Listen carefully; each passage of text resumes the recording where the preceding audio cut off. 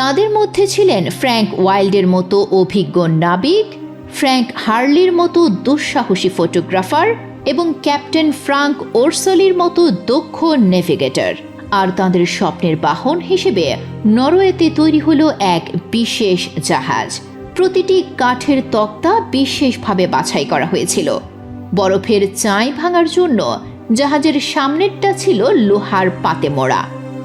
এর নকশা এমনভাবে করা হয়েছিল যে বরফ যদি পাশ দিয়ে চাপও দেয়, জাহাজটি চূর্ণ না হয়ে বরফের উপরে ভেসে উঠবে।